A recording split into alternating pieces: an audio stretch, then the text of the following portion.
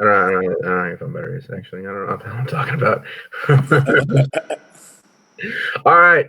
We are joined right now this hour by Eric Spivak, who is a jack of all trades. This man is a web designer. This man is a graphic artist. This man is a club promoter. This man is a hip hop artist. This man, he does it all. He's joining us from what looks like you know Casey Jones hideout from the Ninja Turtles. So I mean, it's a pretty pretty pretty interesting man. So Eric, why don't you tell us how you I mean, just how did you get started doing I mean, shit, which one of these things did you start doing first, and how'd you get started doing that? um, so, ironically enough, I would say about 15 years ago, that will definitely tell my age, but about 15 years ago, I was about 15, 16, and I was rapping online in chat rooms. And those Yahoo chat rooms and those gaming servers uh, eventually got very populated. And I kept excelling in the hip hop space and rapping to a point that a startup from Los Angeles reached out to me while I was living in New York, and they offered me a situation of being a co-founder of their business because it's all about streaming media and rapping online, something that I was already doing. So um, basically, I started filling up 500-person chat rooms with a bunch of kids that were gaming or just listening and into hip hop. And it was the same time that I was also running a few different bootleg blogs back when blogging was really taboo. And record labels and artists alike would definitely harass you for posting up copies and rips of their stuff. And, 10, 15 years later, everybody's paying and doing the most in order for you to do the same exact thing, which is funny.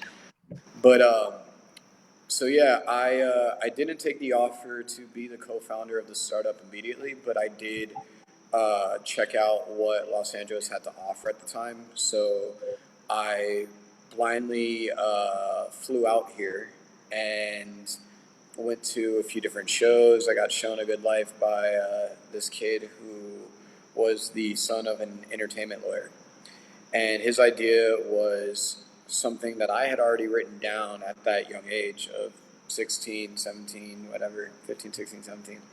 And it was basically to have an online open mic. 24 hours a day, 7 days a week, you could jump onto our website and perform live and in real time to your friends. Something like this did not exist. Uh, so we were the world's first and only online streaming platform as far as I'm concerned. But so, anyways, I came out here. I met with him. I got shown a good time. Got shown around. Went back to New York. Uh, Lost my internship for MTV in Times Square, and he asked me again what I was doing and what I was up to, and if I'd be interested in coming out to LA again and building up this business that I had already started dipping my toes into remotely. So, anyways, I come back out to LA. I network with a few different people that I met online previously through MySpace and chat rooms and things like that. A lot of them were in the music and hip hop community, and because I was a rapper, or at least of quality enough to be accepted as one, I started to go into the open mic spaces out here, and I was literally anywhere that there's a microphone I was at. So yeah, came out here, signed some paperwork, got onboarded as, I guess, co-founder to this online open mic startup. Went back to New York. Um, the deal was that I moved to Austin, Texas. This partner moves to Austin, Texas.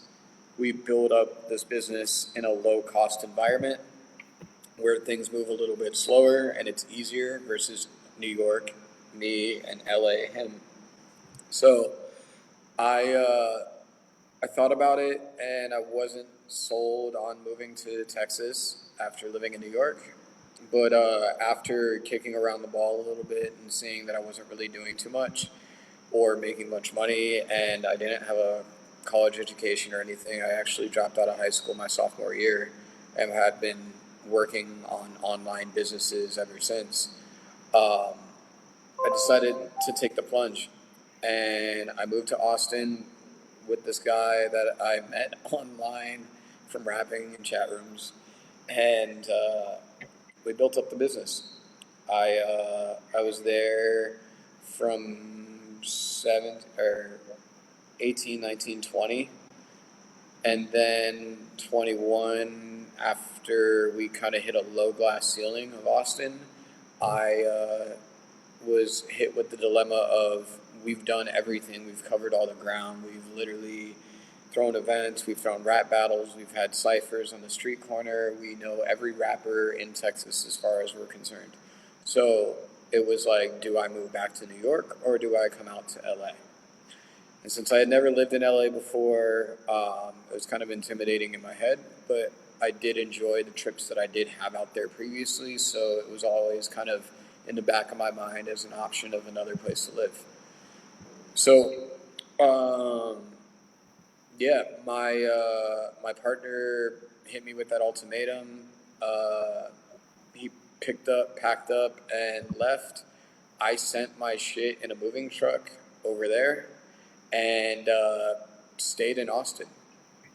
I stayed in Austin for about 2 or 3 months after shipping all of my boxes and everything and paying rent, which wasn't a thing when I lived in Texas.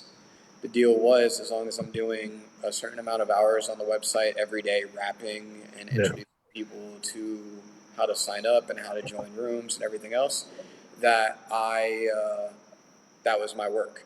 And then I could get a side job if I wanted. I could do whatever I wanted. But as long as I did like 2 or 3 hours a day every day, that was equating to me having no rent in a 5 bed, 4 bath house with a 4 car garage with just him and I. So it was So cool. you're like 17 or so when you go out to Austin, you say, right? I left New York at like 18, 19. So I was in Austin from like, I think 18, 19, 20, or either 19, 20. And so what made you as 18 years old think this was like this is the thing? What in you makes you like just hop on a plane and just pack your bags? Like what that's not a normal quality. So what do you think what drives you to do things like that? Yeah, so I had already, my mom worked for Northwest Airlines before it got bought out by Delta. So I was lucky to have the privilege of being able to travel a bit while I was younger at a very low or no cost. And my dad always lived in New York. He was born in Brooklyn and he lived in Queens and the Bronx and other places. So I got a taste of New York while I lived in Florida, which is where I was raised, but I was born in Chicago. So when my mom moved to Florida for a better quality of living for me than Chicago, and my dad lived in New York, I basically bounced between the two, seeing the differences between a high, a fast-paced moving environment and a 17, 18 and pregnant, married with kids, working customer service job or joining the military in Florida. So So yeah, I'm kind of curious. go ahead. You're talking about having lived in different cities, right? And I've talked to some guests about the different speeds of like New York versus this versus that. So what I mean, so you might have like a real see like people from LA think that people in New York move too fast, right? But people in LA also think that people in the South move too slow, right? So like everyone gets used to their own speed, and they just think that there's fast, slow, and normal, and they think their speed is normal, right? But you having bounced around, you can like feel the speeds of cities, right? Like you know, like in a much more nuanced level, huh? Yeah, absolutely. I mean, every city has its own energy, Mm-hmm. and I feel like it's cool to take it all in. I think that's why it's important for people to travel alone and explore. I know that if I did not have a phone or Google Maps, I could still find my way home anywhere that I ever lived. Because as soon as I touched base, I wanted to know what was around me in my environments. And New York being a go, go, go, fast paced environment, people, I mean, I used to always get compared, I used to always get asked, because I would have a New York driver's license while I lived in Texas and when I came out to LA. But people would be like, "Well, what's the biggest difference between New York and LA for you? Don't worry about Texas or Florida, but like, what's the biggest difference between New York and LA?" And I'd like to say that New York, and this also relates to body language in a way, but I say that New York builds up and LA builds out, right? So New York, everything's very dense and close together. LA, everything's very spread out and wide. Um, that also correlates to the demeanor of people. People in New York are very streamlined and very rigid and stiff in a way, but that's just a matter of the weather and environment and a go, go, go fast paced environment that LA doesn't necessarily have that kind of hustle with the ebb and flow of things because we're we're privileged. We have sun and no weather like perfectly year round pretty much. So I think with that and how I said New York builds up and LA builds out. LA, you have a lot of people that their arms are wide open. Hey, hi Mm-hmm. Al, nice to meet you. Everybody's so friendly, but there's a knife behind the back. Whereas I feel that in New York, people tell you how it is, and it's like they get the bad rap for being rude or disrespectful, but they're just being short because honestly, if you're talking to me for more than 2 minutes, that could completely offset my whole fucking day because I missed a train or I missed a bus or I missed a cab or I couldn't walk that block it fast enough. So I think that realistically, that's the difference where, you have a lot, people used to say like New York was a lot more real, so to speak. I don't think it's a matter of real. I think it's a just you become a product of your environment, you know. So it's very easy to become complacent and comfortable out here, whereas in New York, that hustle is strong. That New York state of mind is it's an animal. So that's kind of where New Yorkers run circles around other cities when they go there. I feel, and LA does a good job of that, but again, we get away with a lot, and it's very, very, very much hurry up and wait. Hurry up Yeah. and wait is LA all day. Yeah. So how's it compared to Chicago? I mean, LA and New York are not the only two cities. So what's Chicago like? Honestly, I was born in Chicago. I was born in Evanston. Instead of moving to Southside Chicago, which is more like, I guess you would say downtown LA in a way, but kind of not too. Um, I was just born there. I wasn't raised there, and I haven't been there in my adult life. So I can't Well, really. how about Austin? How about Austin? Austin's a happy medium. Austin is very unpretentious. Everybody's so friendly. I think the biggest thing for me was just like dating down there was insane because in my head I'm just like, wow, this girl is gorgeous. She's nice. She has her shit together. What's the catch? Like, why is she being so friendly? Like, does she genuinely like is this real? Do I need to pinch myself? And I felt that like the majority of people that you ran into down there were sincere and were genuine, and they're not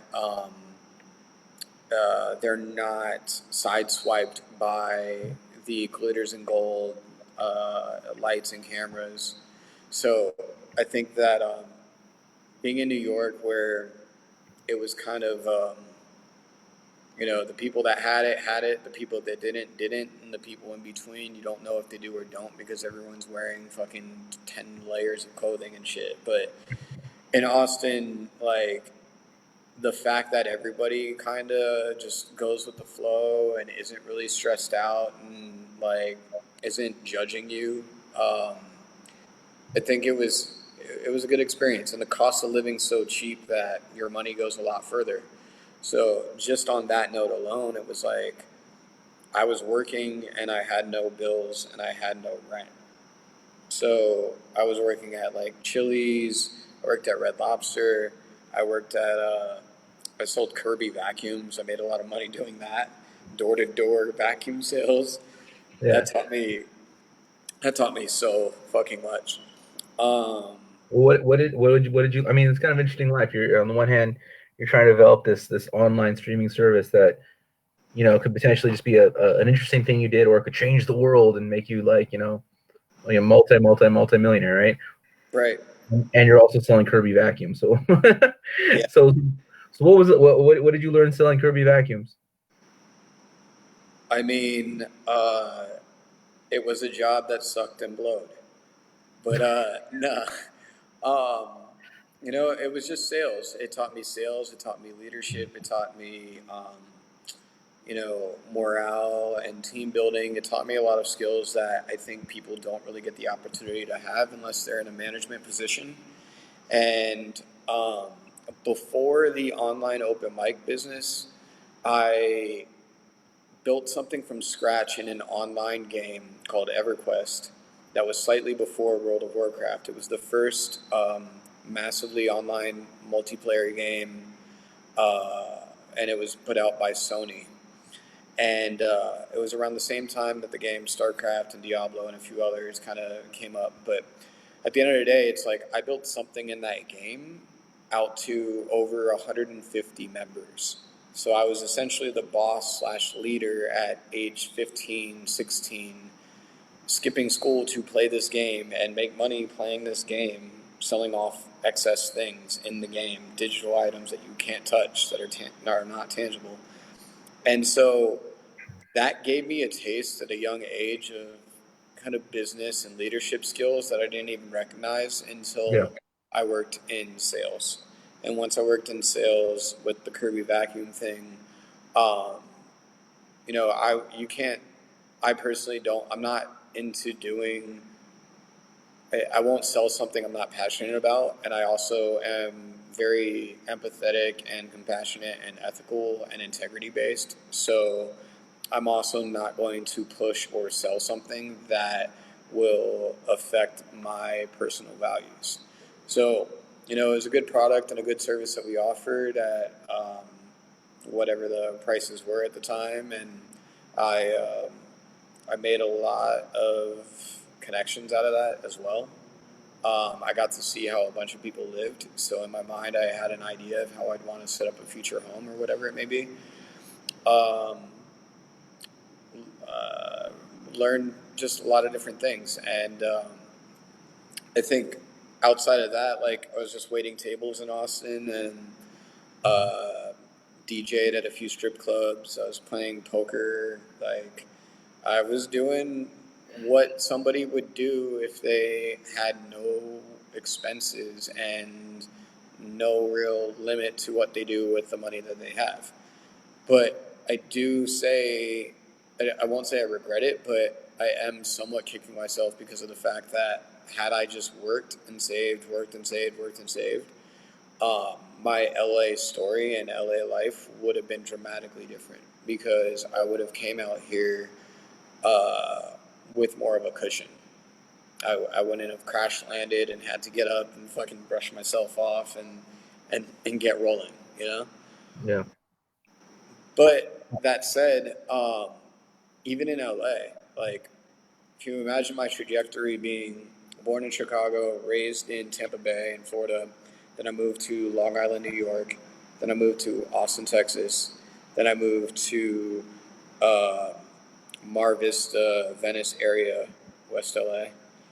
From there, I moved to Culver City, Palms.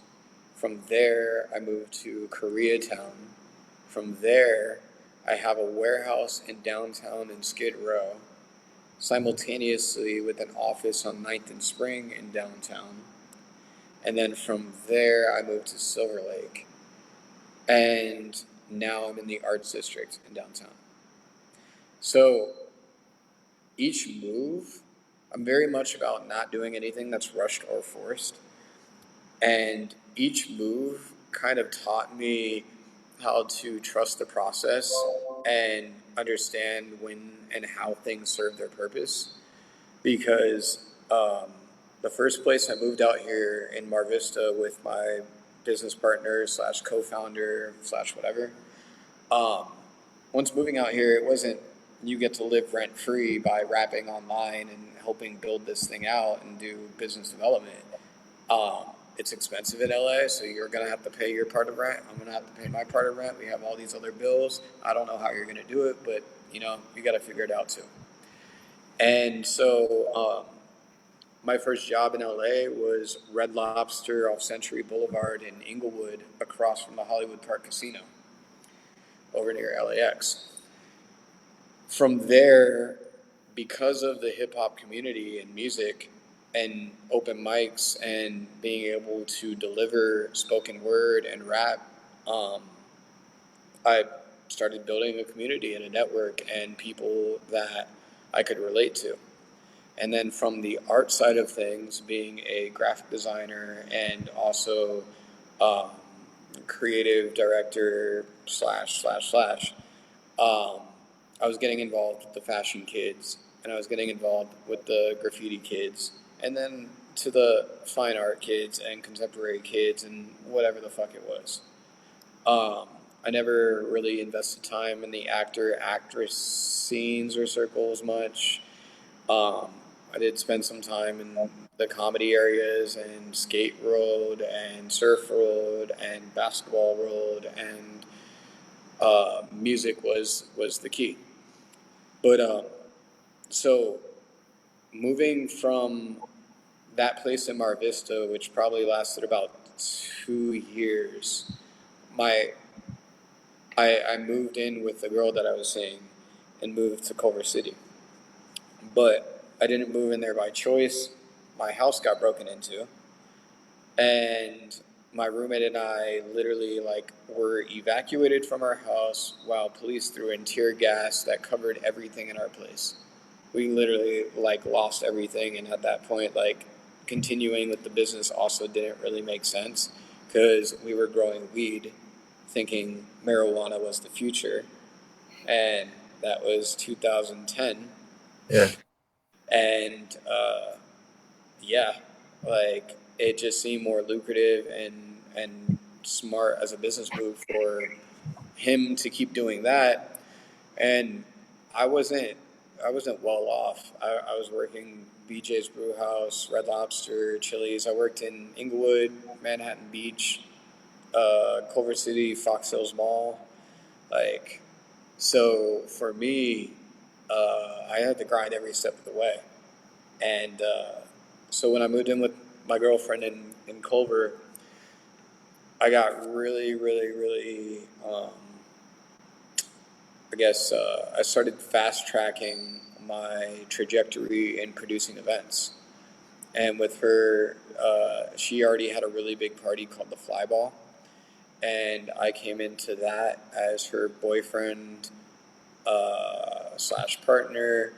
And I took the party out of the nightclub and into the warehouses. So that's when I started seeing money from throwing special events, warehouse parties, undergrounds, and really, really, really paying homage and caring about that culture of house and techno and drum and bass and jungle and all of those things. So with her, our party at that point was making like 15K in a night, 20K Wow. in a night. And her mind and mine were just like, this is insane. Because we Yeah. can do this literally whenever we want, however many times we want. It is literally pressing a button. We could do this every week. We could do this Thursday, Friday, Saturday. Like, it was like that. So, yeah, I was with her for. What's the infrastructure behind that? What's the infrastructure behind plotting out parties and making sure like what goes into being an event planner of the like? I think life is all about preventative steps that are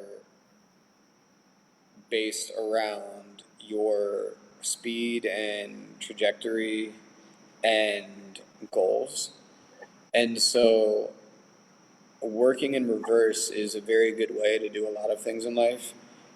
And so with a party, you want the end result to look a certain way, Mhm. whether you want it to be like a movie or you want people to leave with a certain type of feeling. You want to watch how people interact with each other. It's an experiment. It's a social experiment. Um, so, with event production and party culture, obviously there's the drugs and alcohol and sleep deprivation and XYZ ABC, but there's a whole another side of things, which is the production end that people don't really get to see. And I think that, that's really based on how you want to curate an experience. It's a video game.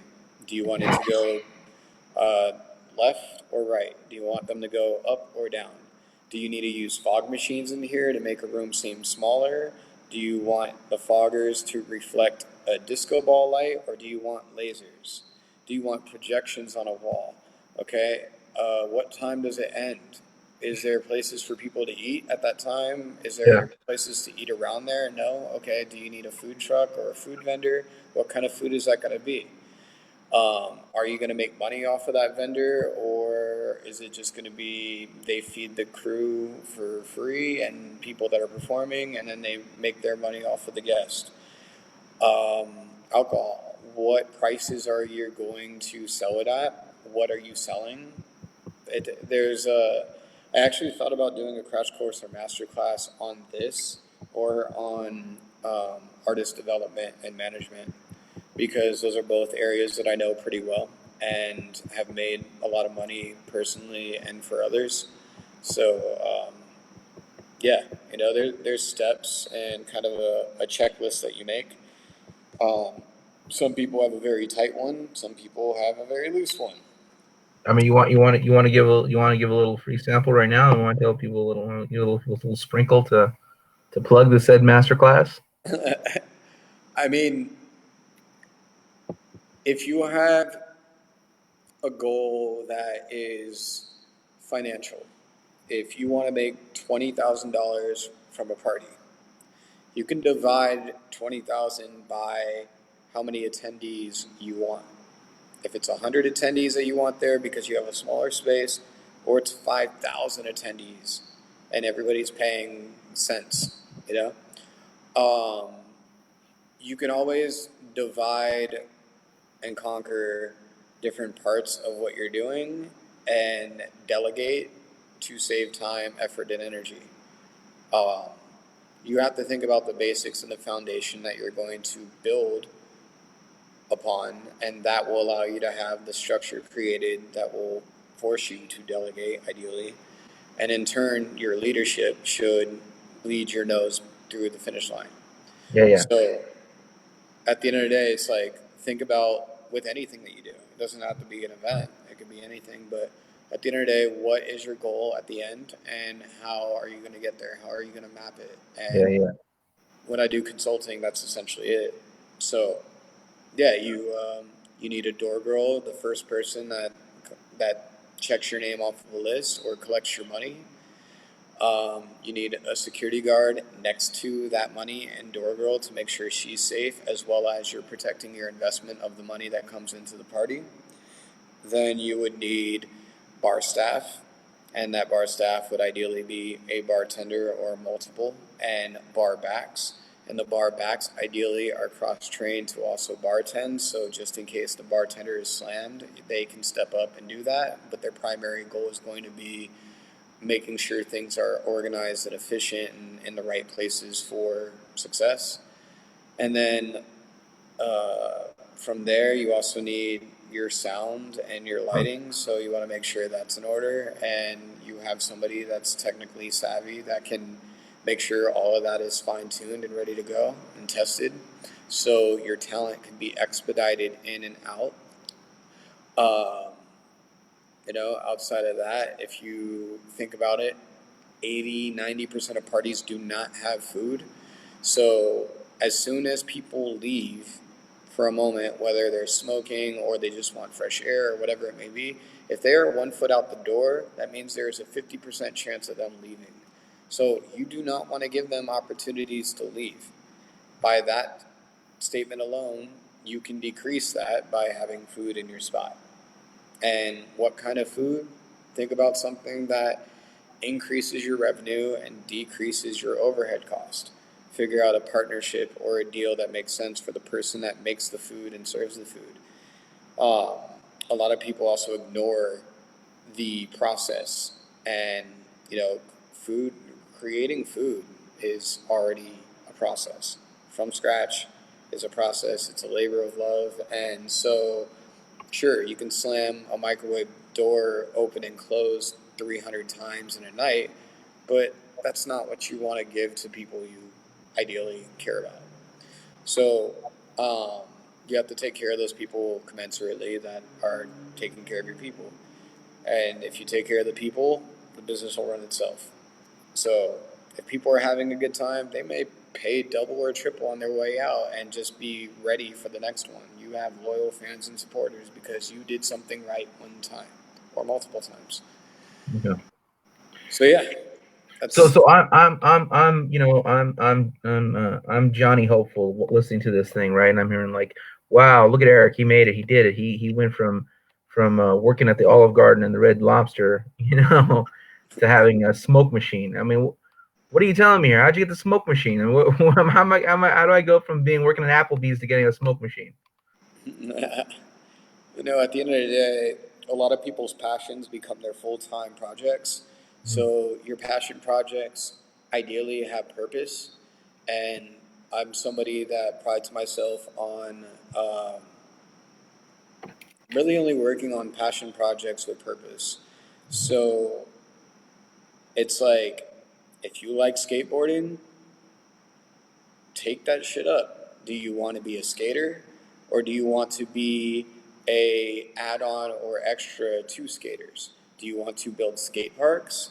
Do you want to add something to skate parks that help all skate parks? Do you want to make a wheels and trucks company?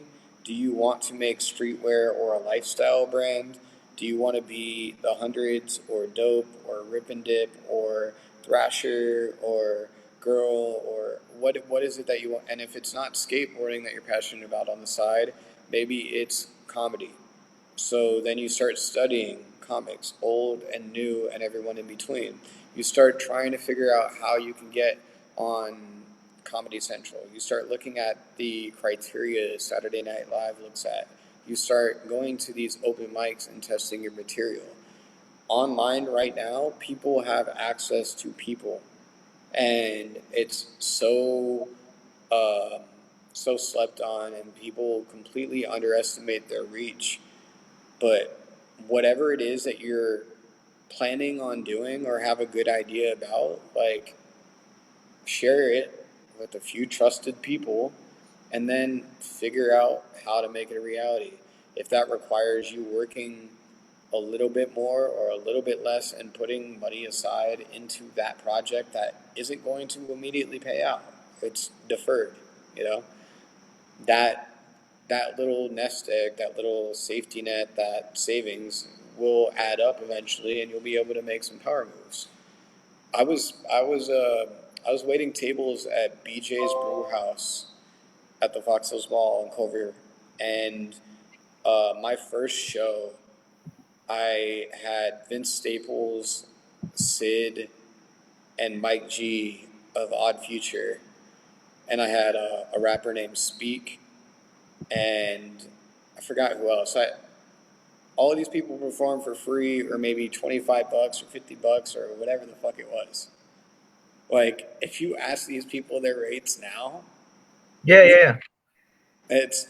But I literally went from waiting tables that afternoon or that early Yeah. morning to afternoon, getting off for work, going upstairs inside the same fucking mall with shopping carts from Target full of ice from BJ's Brew House that I paid a manager to allow me to bring up there. And I'm telling all the employees when they get off to come upstairs to this Yeah. little skate shop. And I'm telling them that I'm throwing a party. And Around what time period is this? this was early. This was like, I was 22. I was So, 21, 22. like what year? Or you don't want to tell Uh, a year, but I'm kind of curious at the point in time you could speak to do something for $25 because I can't imagine. I don't think he even got paid, honestly. Really? Shit. All I right, got so I got video of it all. I so there's a mean, wide cross section of people that will see this later. So can you tell the audience a little bit about Speak and who he was then and who he became? Speak, Anthony. He is a one of a kind Mexican American artist, rapper, um, writer. He's an immaculate writer. He ghost wrote Gucci Gucci for Krayshawn, which blew her up. So is that true? Is that true? He goes with that? Is that for real? For real? I am 99.9% sure. Yeah. Okay. I've heard that too. I've heard that too. But I was like Yeah, always. yeah, he's responsible for one song that created a whole career for somebody else, which allowed for other careers to happen from that. Mhm. Um, but outside of that, Inland Empire artist. Inland Empire is outside of LA, east in the deserts, and its artist community is really understated and underspoken, and really it gravitates to people like him and Noah James and Hit Boys from out there, and a few others that can really like just show and prove for their city or for the surrounding cities in their city. So, I like the fact that he's still rapping, he's still killing it. Um, he is not as big as he should and could be. I think Fat Tony is also another one of those rappers, and he's from Texas, who is not really peaked yet, but has enough skin in the game that it can happen at any moment. So it's just a matter of the moves that they make and who sees and hears them. But yeah, I mean, speak from then till now. I mean, I'm not like homies with him anymore. Really, I just when I asked him to perform, I'm pretty sure it was because I had heard him rap at the Bananas show that I'm also a part of. Bananas we've done every third Tuesday for 12 years now. I've been a part of it for the past 9-ish or so. Yeah. So tell everybody about Lamert Park, bananas, and all that good stuff. Bananas is currently the longest running and best independent music showcase in LA.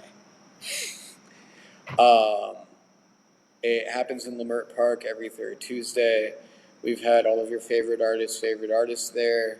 It's all ages. We have an open mic at the start and end of the night, and also in between sets. Um, it's indoor, outdoor. There is no security.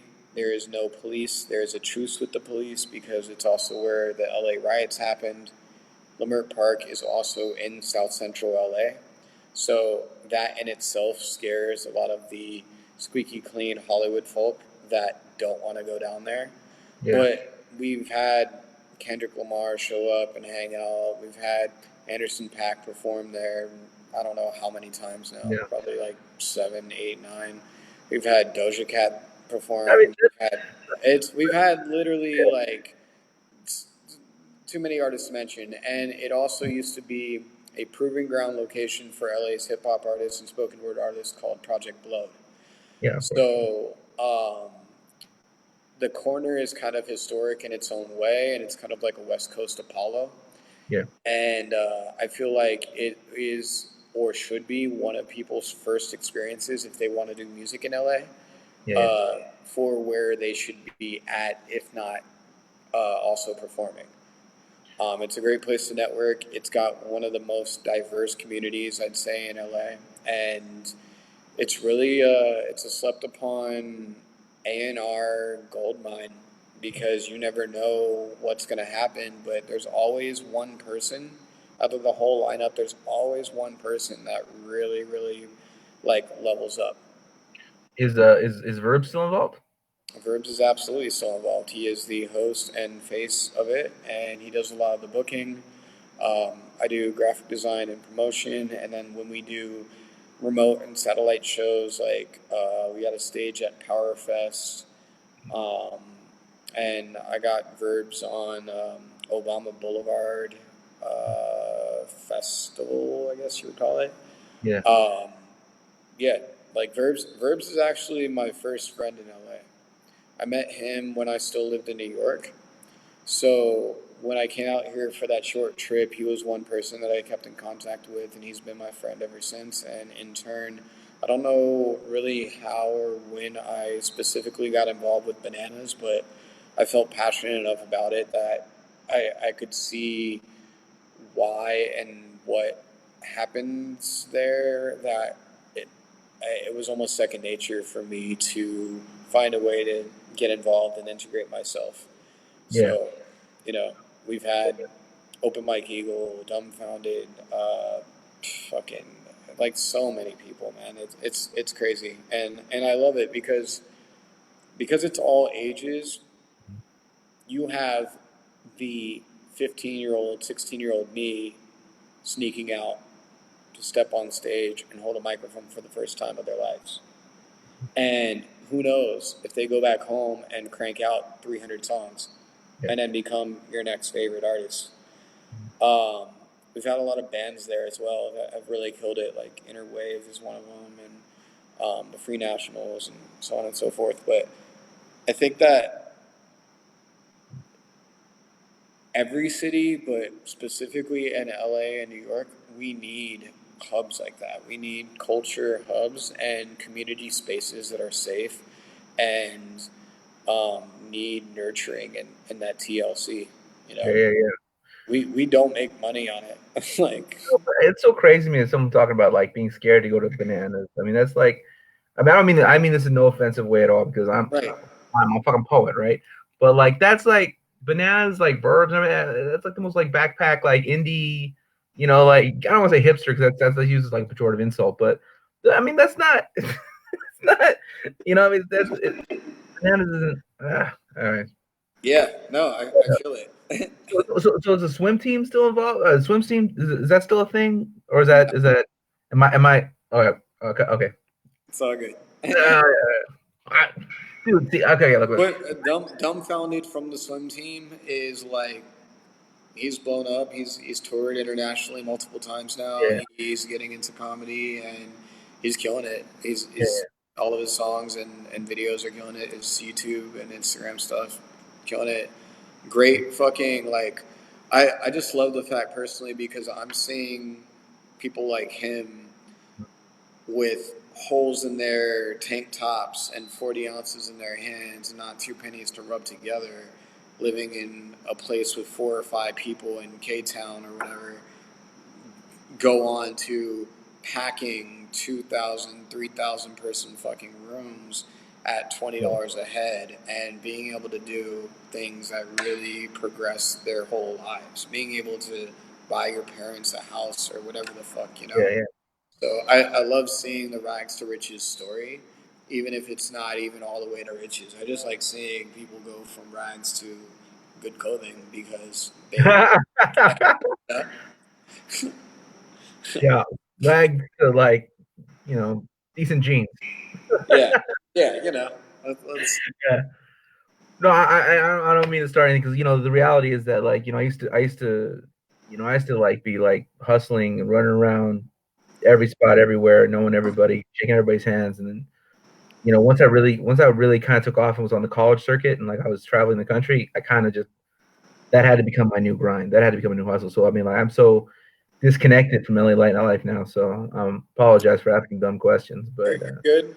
I mean, between natural high turning into what was it, let's flight school, and then the poetry lounge, and then the juice joint, and so on and so forth. Like I admire all of these spaces and the things that are going on. I remember so many different opportunities that I'm kind of kicking myself for not taking advantage of because I shook those rooms to the floor in a way that people would constantly come up to me after 3 to 5 to 10 to whatever, asking me where they can get my music, where they can support me.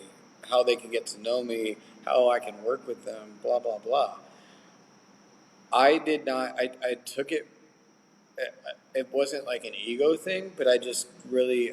Maybe it was a lack of belief in myself as a rapper, singer, writer, DJ, whatever the fuck. Um, I think I really just didn't take it seriously because it wasn't financially viable at the time. So I didn't put all my eggs in that basket. And in retrospect, I look at it like I definitely put my 10,000 hours plus in rapping just from the website and the chat rooms. That's what got me developed to a point that I was able to do what I was able to do. But when I'm throwing shows with YG and Tyga and getting calls for uh, doing work for ASAP Rocky and Flying Lotus and James Blake or Cardi B or whoever the fuck, I I guess I fell into, I wouldn't say a trap, but I just followed the moves that made sense for building more of a brand. And that's Yeah, kind I mean, like, that's kind of yeah, that's kind of it wasn't even the money though. It was just like being able to say that I did this and have proof of it yeah, and just have a giant wall of all of this proof. That's why people have records and plaques. That's why um, schools have their trophy cases and the jerseys hanging from the gym and whatnot. You want to be proud of the work that you're producing and the things that you're doing and who you're doing it for and with. So, I mean, even booking talent for Obama Boulevard being placed for 4 miles in South Central LA, like that was a historic event, and it's supposed to be an annual thing, the Avenues of the Americas, because you have Washington, Jefferson, Adams, etc. But you know, when I'm getting calls to be a part of things like that, I'm enthused. I don't care about the money, but I do, like I said, in retrospect, I look at if I just followed the carrot of the rap world based on all of my peers, uh, I would be in a very good space over there too. yeah. So you can't regret it. It's just a different path. So let's talk a little about the path you did take. So you work in graphic design, you work in you club promotion. Uh, What do you what's of all the streams, which one is flowing the strongest? Which one which one? Man, I'm a killer hybrid. You know, I I do graphic design, web design, artist management and development, business development, uh, a lot of consulting, marketing, branding, presentation, packaging, styling, photography, videography, editing, engineering, um, ghostwriting. I mean, I do a lot of different things, and that has allowed me to acquire a lot of different types of work. And I think that at the end of the day, it's like um, I like being the go to when your go to is unavailable or the ball's been dropped. Um, Last year, I started my first official LLC or business, which I don't know why I was so fucking afraid of previously, but it's an agency called Your Conduit. Conduit is a connector. Conduit connects things. Um, so at Your Conduit, we provide availability and accessibility for anyone to get anything, anywhere, at any time. So I'll repeat that. Your Conduit provides availability and accessibility for anyone to get anything, anywhere, at any time. It is an easy button. It's a get out of jail free card. It's a, hey, Eric, I need a black on black 64 Impala with hydraulics brought to Watts on 2 hours' notice for Yo Gotti and Cardi B. Yo, Eric, So somebody fucked up, and we have ASAP Rocky needing a warehouse with a 60-foot high ceiling clearance and a 120-foot wide clearance because his stage for Camp Flognaw is on the way here with two different semi trucks. And we need power, we need water, we need generators, we need catering. We have 40 dancers on the way. Then we have 40 people to build this giant stage, and we need all of this in 5 hours. Do you have anything in LA that can help? And then same thing. James Blake wants to do 1-800 Dinosaur Party. Can you help us out? Peggy Goo needs to be picked up from the Ace Hotel and brought to this random warehouse in downtown LA, Skid Row or Arts District or whatever. So even the other day, doing the live streaming for Flying Lotus, that just was another one of those calls where it's just like, I know my name is on the wall and in the pocket of a lot of these rooms and places, but people need to know what you do or what you do best in order to keep calling you for that. So I think right now, luckily for me, I have a lot of different names in the hat and in multiple hats. I might as well own the hat store. It's called Too Many Hats. So you're like the guy in Pulp Fiction, but instead of like cleaning up dead bodies, you like make shows. Clean up projects, yeah. You know, um, I like to say that I am quality assurance. You know, I will check out a warehouse before you sign a lease, and based on how you plan on using it, whether it's for photography, filming, special events, or illegal underground after hour raves, I will tell you like what kind of fire extinguishers you need, what kind of permits the city inspector is going to be expecting, what's going to happen if LAPD or Vice Department roll up on you, where you might have a bottleneck if you set up a bar improperly somewhere. All of these different things, it's like it's a great inventory of knowledge and experience that I have in these different facets and avenues of where I work, and I love it. I love being able to solve problems and use creative strategy to really make an impact. So that's kind of where we're at now with coronavirus and COVID-19 and all this. My mind is being wrapped around solutions, solutions. People are about problems and um, dwelling on them and getting stuck and hung up, and I'm about pretty much fixing everything.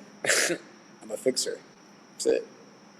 So like how much? I mean, as a as a promoter, I mean how much? You don't have to be a number, but like how devastating was like your revenue loss? I mean, it must have been pretty like oh shit. I mean, the biggest events of the year that I rely on to pay my bills for the quality of life that I've maintained don't exist anymore. Mm. So, you know, being that I'm a bit of an anomaly in the sense that I have so many different hustles and side gigs and sources of revenue, I'm not like nobody swept the leg. I'm still standing. I'm good, but um, the painful part is how many artists that I do work with on a regular basis and have for the past 10 years. Um, Typically, those people, if work is slow or their gigs are slow, they would end up in a coffee shop. They would end up in a food service and hospitality job. And because they can't wait tables or bartend or do something else because none of those jobs exist, um, it's like a double whammy to them. Uh, and especially the ones that do it solely independently Yeah. without without a business machine behind it, without investors, without a team, and I would be that person. So I lost $8,000 in 2 days in terms of contracts. Just gone. Just gone. I have two friends that lost 2.5 mil, and another friend that lost 3 million with a Facebook sponsorship and production stage build out that basically didn't get fulfilled. They Yeah. pulled out. Um, you know, but again, where there's negatives, there's positives, and I think that this is definitely a wake up call that a lot of people needed and didn't know that they needed.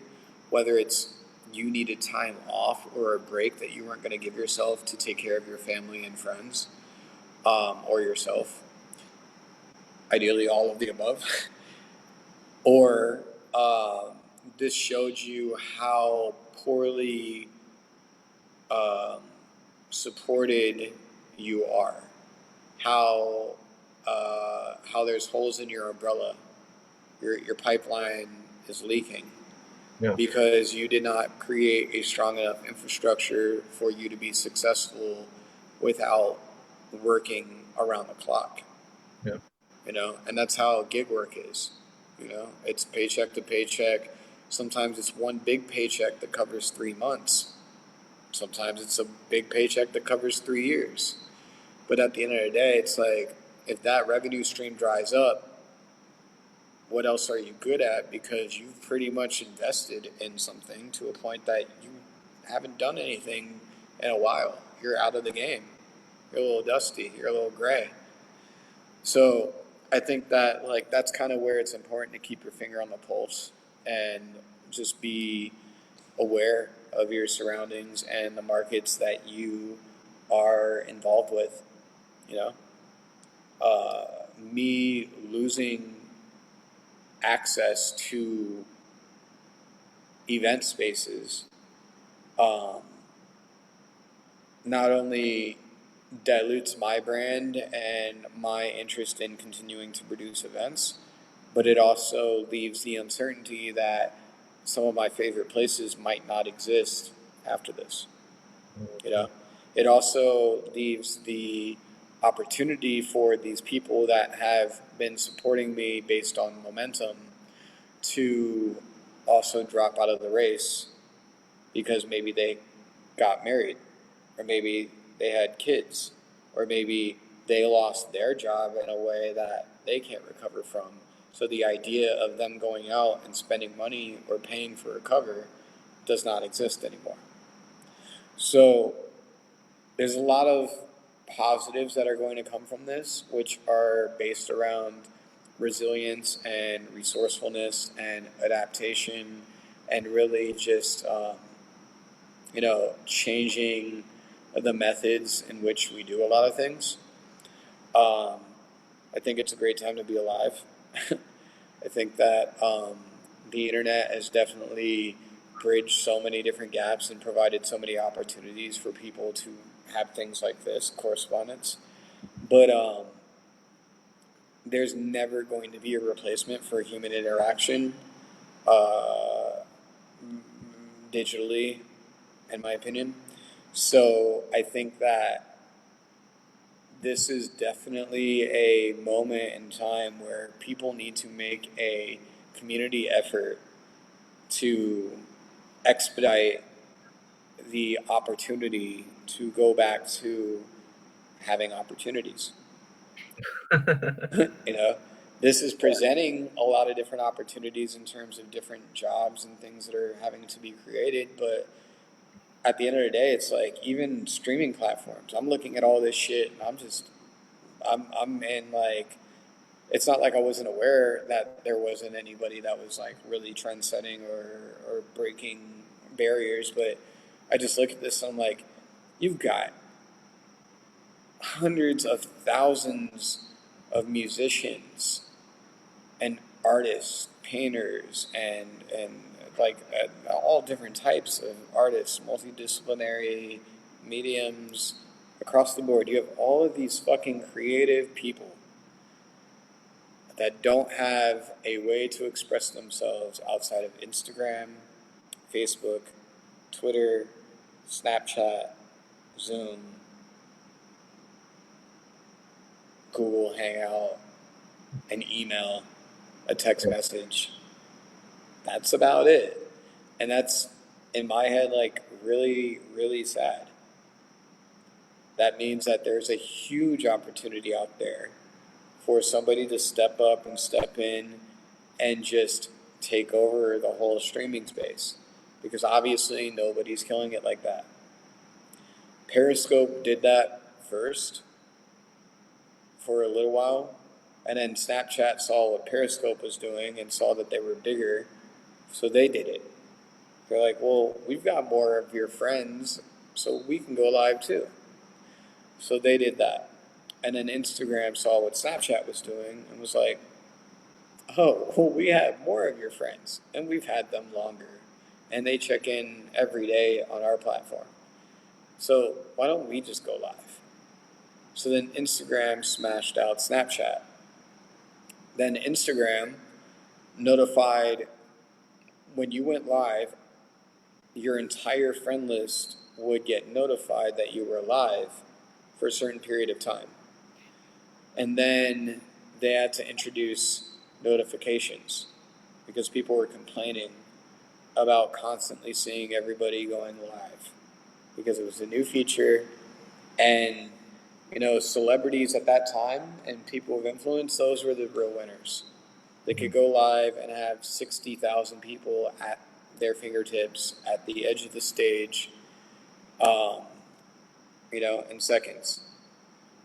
So once they disabled that, they shot themselves in the feet because now you've got Instagram as you have it today, where somebody with 4 to 10 million followership can only garner maybe 1,000 to 2,000 people most of the time, if they're lucky. And those people that have an audience that's so intently invested in you, then they can get 200,000 or 800,000 or whatever it may be. The fact that DJ Premier and the RZA just went live and had, I think it was like 200. They couldn't break. They couldn't break 200,000 or something like that. But I think after everything was said and done, they had about 850,000 in and out of their live stream. And in my head, I'm just like, you're bringing the entire hip hop world that knows golden era hip hop till now and a little before. You're bringing all of these hip hop heads together. You have the entire fucking black. You have the entire black and African American, Hispanic. You have Asian. You have all these different communities, racially, by age. You have all the demographics, and all this data is going right into Instagram. All this data is being sold. You are the king aggregators, but you get nothing from it. Nothing. If they got $5 per person out of those 200,000 plus people and then donated it to some causes that would make sense for COVID-19 and coronavirus, that would be valuable. You make sure that you bring them off of Instagram and you embed your Instagram live onto your own platform and require email addresses and phone numbers, data capture. That way, your next project that you release online alone is not a flop. You have an instant win. But these people don't get it. Swiss Beats and Timbaland do not get it because, unfortunately, they've been established enough that they don't have to touch the product much anymore. When you get high enough, you don't have to touch the product. So, we're coming up on a little bit of an hour now. So, what's a good way to connect you, and what advice do you have for people who Oh man, want to make a living want to make a living doing artistic things. We'll do that, and then we'll do the plugs. Well, what advice do you have for people who want to make a living off being an artist? That's a tough one. My advice for artists that want to eat off of their craft and not be literal starving artists is understand that your net worth is based on your network. You have to be social to an extent. The more people that you know, the more supporters you can have. And you never know what position of opportunity those people can provide for you. So I think that it's extremely important to be active, regardless of how much you may hate people or hate the world or dislike everything. Yeah. I get it. I've been there. I feel it. I've been depressed. I had a near fatal car accident in 2016 where I was on bed rest for pretty much a year on 20 painkillers a day. Like, I literally have gone through this work from home coronavirus fucking shit. I've been there. And I wasn't able to move, let alone feed myself or urinate or shower myself. So, like, that's why this is nothing to me. But what I was able to do was think and create. So, to eat off of your craft as an artist, it's a matter of networking and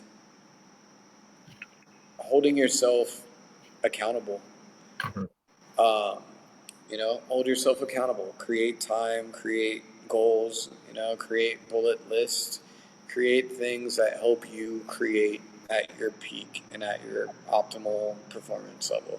You know, if you know that one person is always wanting to do something that unhinges you or knocks you off the tracks, maybe you should limit your time with that person to once a week. Just say Mondays we go here, Tuesdays we go here, Wednesdays we go here, Thursdays are mine, Fridays are mine, Saturdays you can have me from this time to that time. And I think those kinds of boundaries really are important and valuable. And yeah, boundaries, awareness, accountability, self respect. If you respect yourself as an artist, hopefully you will take into account those things. Yeah. No, that's all strong advice. I had a painter on earlier, and he told people when I asked him the same question, he said he told our audience to learn to design video games. So I appreciate the fact that you stayed Yeah. on you stuck with the question. So where can people find your work? Where can people find your services? So my agency site is yourconduit.com, URCONDUIT.com. And then my personal site, which has my like art portfolio and event portfolio, and there's DJ mixes and rap songs and all sorts of original everything. That's ERIC dash SPIVAK. So it's Eric dash Spivak.com. And so between the agency site and my personal site, you can definitely be busy for 4 to 8 hours digging the fuck I do and how I do it. Yeah. So I'll meet you halfway. I put yourconduit.com down there in the links below, and you can put your website down there. So For sure. yeah, I appreciate you, Eric. For audience, I hadn't seen or talked to this dude for years, and the next thing I know, he's connecting me to somebody who's got me in a poetry contest. It's kind of like The Bachelor with the mayor, right? Did you know what that was? I have no fucking clue, but All right. So I'm glad it worked no, out. no, it was great. It was great, but it was like this thing where we were all going to meet with the mayor and have dinner with him, and he was going to pick which one of us was a poet that was going to work with the library system. But it was like a dinner that we're all going to have there. So it was the setup was like The Bachelor. So you got so you got me doing an episode of The Poetic Bachelor with Eric Garcetti. It was a Amazing. Amazing. yeah, man. I appreciate it. No, now me and Veronica probably get some projects off the ground after this is all done. But I appreciate the connect, man. I don't forget that, and I appreciate it. All good. I appreciate it as well. I mean, honestly, I'm just I could talk all day about the shit that I've done and so on and so forth, but I've watched your trajectory as well in ways, and like I I respect and admire your commitment to yourself and the people that listen to your voice and your mind and what you share, because you um, I wear this necklace that I make called Last Round, and it's a bullet. A lot of people waste their bullets. They waste their ammunition. They talk to the intern of the assistant of the executive assistant, and then when it finally comes time to talk to the decision maker, the boss, they can't eloquently say what they want, and maybe they're not as enthusiastic or have the ability to place emphasis on it. So, in turn, it's like this is a reminder to speak with intention, say what you mean, and mean what you say. And I think that those are things that you do very well in text form as well as verbally. And so when I've seen you perform live the plenty of times that I have, as well as read your commentary in text form, um, it aligns in the same way that it's always like a live performance. And, again, I'm somebody that witnesses growth.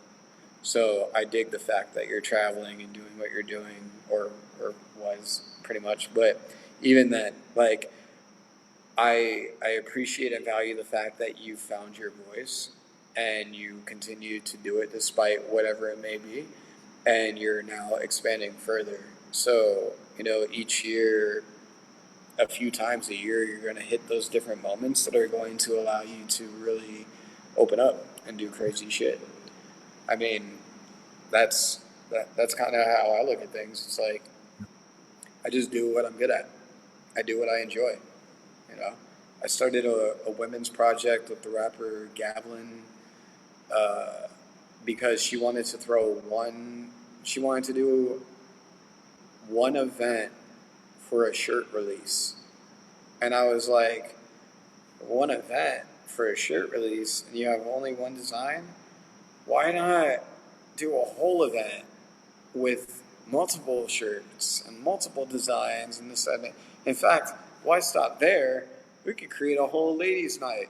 Wait, why stop there? We could create a whole women's platform. And then before you knew it, um, she reminded me, she's like, Eric, I literally, I've never thrown an event in my life. I always leave it to agents and managers, or I book it myself or whatever, but I've never thrown, like, I don't know anything that is involved with anything that you're telling me to do. And I was like, don't worry about it. Just show up. I'll do everything else. Just show up. I'll design the flyer. I'll book I'll make it work. And so her shirt release turned into a women's platform where I was able to produce 10 events that had over 100 girls paid. And we paid out over $10,000 with no sponsors or outside money or anything. And two of the girls that performed got signed. And we also got to collaborate with Obey and Shepard Fairey for one of the events. Wow. And there's a few other accolades as well, from like creating a mixtape and all sorts of shit. So the next step for me was like, let's turn this into the world's first and only international women's music festival. And then I was like, you could actually go from International Women's Music Festival to credit union called We See You, Women's Entertainment Credit Union. Doesn't exist. Yeah. Perfect. So you got Daughters LA, Daughters NY, Daughters International, whatever, because every mother was a daughter at some point, and we all had mothers at some point or have, you know. So yeah, crazy longevity and legs and extensions just because of the fact that one idea sparked all of that. So I think what you're doing is good on on Facebook and on social media, as well as obviously the other opportunities that you're providing. So I dig it. Well, I appreciate you, man. That was a long-winded way of saying I appreciate the way that you have been expressing yourself, and I'm happy that it's gaining traction and people are listening and corresponding. Yeah, You as bro. well, sir. You have a good night, and we'll be talking soon. Cool, cool. All right, bro. Got you.